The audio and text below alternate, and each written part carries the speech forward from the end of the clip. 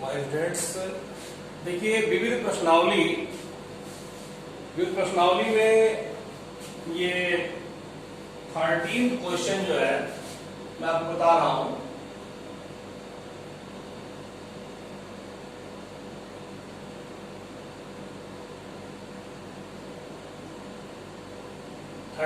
Question आयु का है। एक चीज आप लोग जान लीजिए, जितनी वीडियो हम अपलोड करते हैं उसमें पूरी डिटेल डिस्क्रिप्शन में आप देख सकते हैं उस वीडियो में क्या क्या पढ़ाया गया है। डिस्क्रिप्शन देख लीजिए कि कौन से क्वेश्चन, कौन से एग्जाम्पल, कौन सा टॉपिक मुझे पढ़ाना है इस वीडियो में। उसके बाद आप वीडियो को देखना शुरू करें, उससे पता चल जाएगा कि वीडियो में ये चीजें हैं। अनावश्यक चीज आप खोजेंगे, टाइम आपका वेस्ट होगा। तो पहले डिस्क्रिप्शन देख लिया करिए। तो क्वेश्चन नंबर 13 देखिए, इसमें कह रहा है यदि a equal to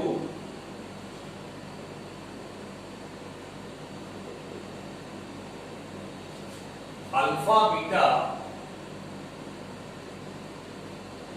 gamma minus alpha इस प्रकार है कि a square equal to I, ये भी दिया हुआ है as given a square equal to I. a square आप लिखिए यहां पे alpha beta gamma minus alpha. a square means a into a आपने लिख दिया, फिर a लिखिए वही alpha beta gamma minus alpha. I identity matrix है, उसी कोटि का लिखेंगे, सेकेंड ऑर्डर का, क्योंकि इधर सेकेंड ऑर्डर का है। इसका मल्टीप्लिकेशन कराइए, पहली पंक्ति का पहले स्तंभ में, तो alpha square plus beta gamma हो जाएगा। फिर पहली पंक्ति का दूसरे स्तंभ में alpha beta minus beta alpha, फिर gamma alpha minus alpha gamma, फिर दूसरी पंक्ति का दूसरे स्तंभ में beta gamma plus alpha square. 1 0 0 1 on comparing. अभी थोड़ा सा सॉल्व कर लीजिए, कंपेयर करिए। ये हो जाएगा alpha square plus beta gamma 0 0 alpha square plus beta gamma 1 0 0 1। Compare करेंगे, on comparing alpha square plus beta gamma equal to 1। देख रहे हैं ये 0 है, ये भी 0 है, इक्वलिटी है। तो ये हो जाएगा 1 minus alpha square minus beta gamma equal to 0।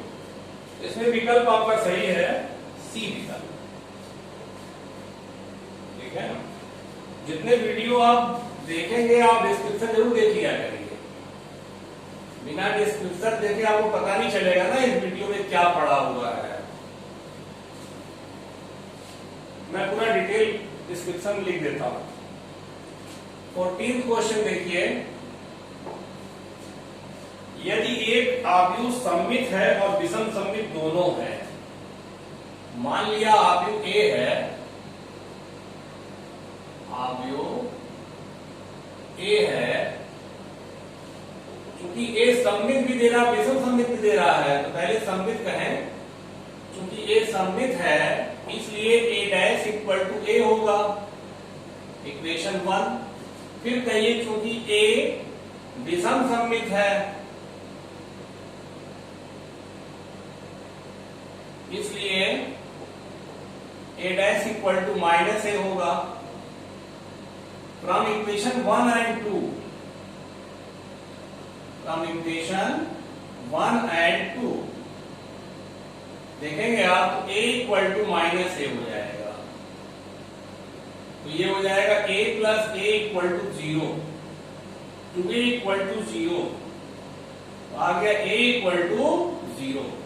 इसका मतलब ये A एक शून्य आव्यूह है, तो B आपका विकल्प सही है। ये हो गया 14th क्वेश्चन। इसके बाद एक एग्जांपल एक स्टूडेंट ने पूछा था, तो उसको मैं बता दूं आपको। तो जो भी आपको प्रॉब्लम आया करे, आप कमेंट में या फिर अगर कोई ग्रुप में शामिल है तो उसमें आप पूछ सकते हैं। एग्जांपल है 26, विविध एग्जांपल है, मिसलेनियस एग्जांपल है।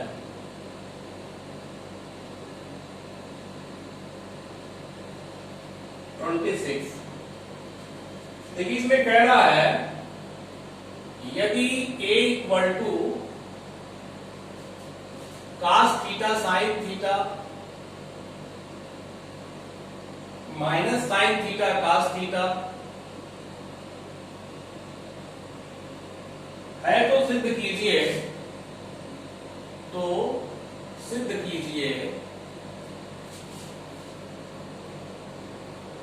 a to the power n equal to cos n theta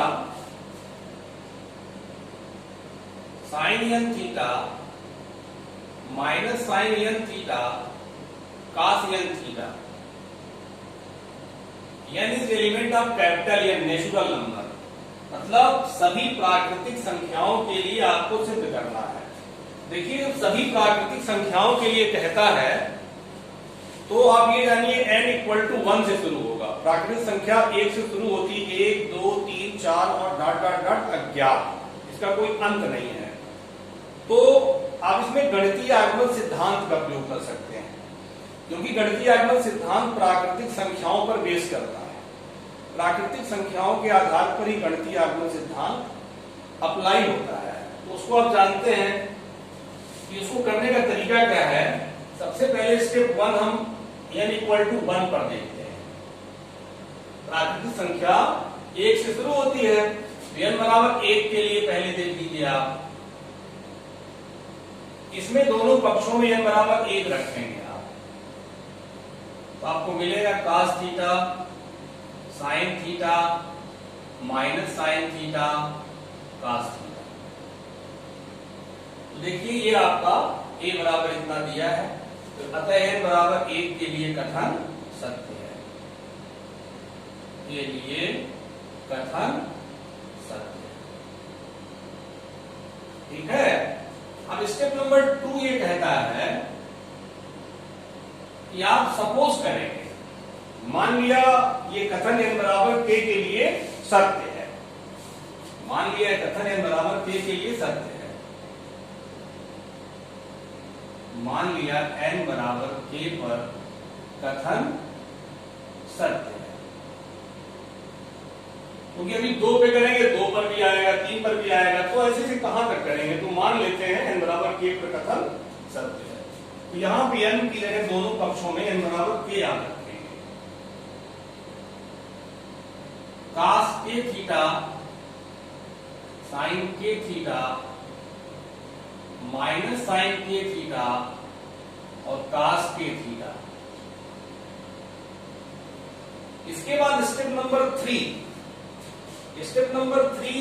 n equal to k plus 1 के लिए हम प्रूव करेंगे और इसकी मदद लेंगे। n equal to k plus 1 के लिए प्रूव करना है। प्रूव कैसे होगा कि हम LHS में n की जगह k प्लस 1 रखेंगे और हमें RHS ऐसा प्राप्त होगा कि जहां पर n equal to k plus 1 आपको मिलेगा, तब ये माना जाएगा कि n equal to k plus 1 के लिए भी ये कथन सत्य है। और अल्टीमेटली हम कह देंगे कि सभी प्राकृतिक संख्याओं के लिए ये कथन सत्य है।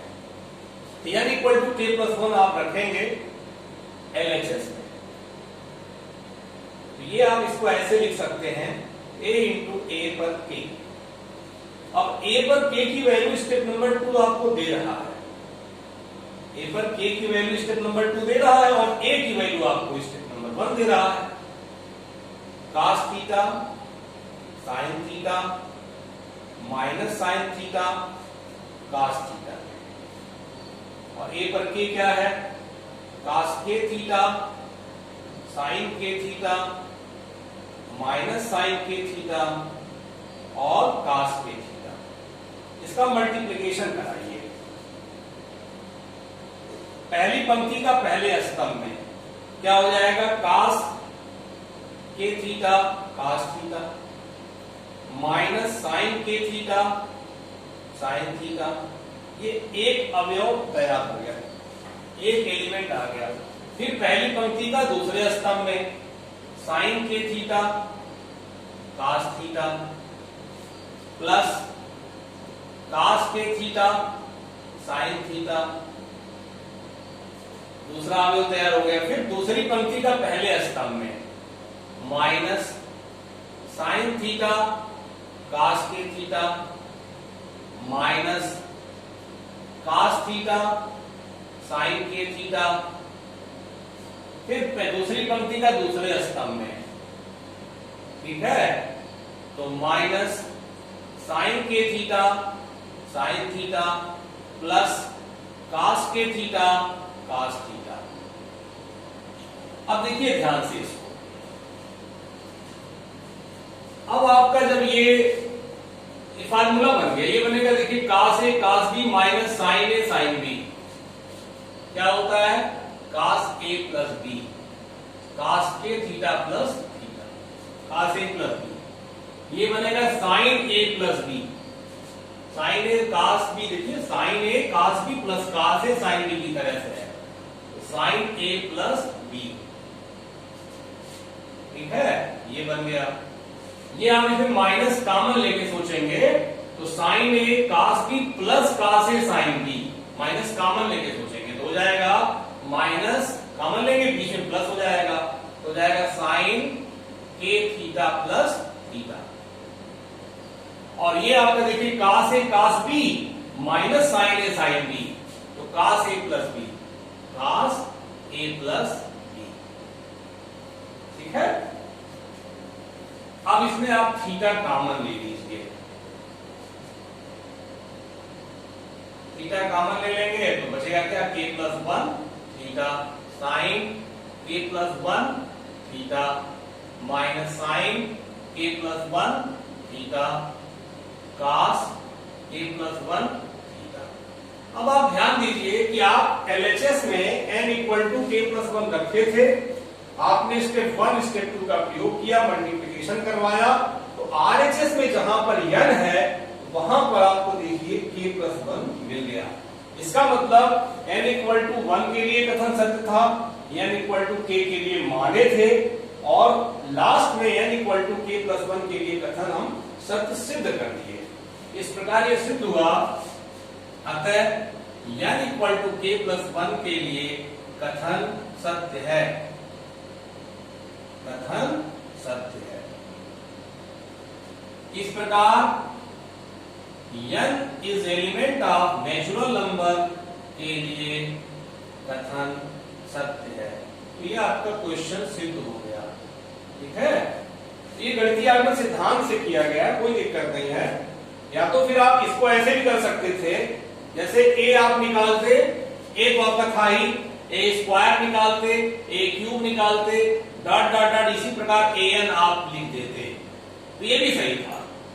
तो गणितीय आगमन सिद्धांत से करिए, चाहे मैं पहले जैसे सवाल को बताया हूं कि a दिया है, a स्क्वायर निकाल लीजिए, a क्यूब निकाल लीजिए, उसके बाद अवयवों का क्रम देख लीजिए और उसी हिसाब से आप एक वेरिएंट लिख दीजिए, ठीक है। लेकिन गणितीय आगमन सिद्धांत से कर दीजिएगा, कोई दिक्कत नहीं है, इसको आप नोट कर लीजिए। तो अब इसके बाद देखिए एग्जांपल इसके बाद भी एक बहुत अच्छा है, वही बता दे रहे हैं। एग्जांपल 27, इसी के जस्ट बाद वाला कह रहा है कि ए बी समान कोट के सममित आव्यूह हो, यदि ए तथा बी समान कोट के सममित आव्यूह हैं, तो सममित आव्यूह है जिसका मतलब ये होगा कि a dash equal to a होगा और b dash equal to b होगा, b dash equal to b होगा। इसमें कह रहे हैं कि दर्शाइए कि a b सममित है यदि और केवल यदि ए तथा बी क्रम विनिमय, क्रम विनिमय का मतलब क्रम का कोई प्रभाव नहीं पड़ता। आगे लिख दिया ए बी बराबर बी ए। तो देखिए यदि और केवल यदि का क्या मतलब होता है, यदि और केवल यदि का ये मतलब होता है कि हम एक पक्ष लेके चलेंगे, दूसरा पक्ष सिद्ध करेंगे, उसके बाद दूसरा पक्ष लेके चलेंगे, फिर पहला पक्ष सिद्ध करेंगे। इसमें हम पहले ये लेके चलेंगे, यदि ए बी सममित है, यदि ए बी सममित है तब तो सिद्ध करना है, तो सिद्ध करना है कि ए बी बराबर बी ए बी बराबर बी ए बी सममित लेके चल रहे हैं, ए बी बराबर बी ए सिद्ध करेंगे। फिर उसके बाद दोबारा जब विलोम वाला लेके चलेंगे, ए बी बराबर बी ए लेके चलेंगे और ए बी सममित है सिद्ध कर देंगे, तब ये यदि और केवल यदि का मामला सिद्ध होता है। तो ये लेके चलें, चूंकि ए बी सममित है, ए बी सममित है, इसलिए ए बी डैश बराबर ए बी होगा, ए बी डैश बराबर ए बी होगा। ठीक है, अब आप देखिए ए बी डैश को क्या लिख सकते हैं, बी डैश ए डैश, पूरक समुच्चय का परिवर्त समुच्चय का परिवर्त आव्यूह का ये प्रगुण होता है। A B dash equal to क्या लिखते हैं, A B dash equal to B dash A dash. ठीक है, अब बी डैश बराबर यहां से बी लिख सकते हैं और ए डैश बराबर ए लिख सकते हैं। तो आपका देखिए बी ए बराबर ए बी ये सिद्ध हो गया। ठीक है, अब इसका विलोम लेके चलिए, इसका विलोम लेके चलिए, इसको नोट कर लीजिएगा। विलोम क्या लेके चलेंगे, यदि ए बी बराबर बी ए है, यदि ए बी बराबर बी ए है तो सिद्ध करना है कि ए बी सममित है, ए बी सममित है। ध्यान दीजिए, तो ए बी बराबर बी ए लेके चल रहे हैं, ए बी बराबर बी ए। तो अब देखिए बी की जगह क्या लिख सकते हैं आप, बी डैश, और ए की जगह ए डैश, और बी डैश ए डैश के क्या लिख सकते हैं, ए बी का डैश। तो आप देखिए ध्यान से, ए बी डैश बराबर ए बी आ गया, अतः ए बी सममित है। तो ये यदि और केवल यदि का ये मतलब होता है कि आप एक पक्ष लेके चलेंगे, दूसरा पक्ष सिद्ध करेंगे, फिर दूसरा पक्ष लेके चलेंगे, पहला पक्ष सिद्ध करेंगे। ये आपका हो गया एग्जांपल नंबर 20।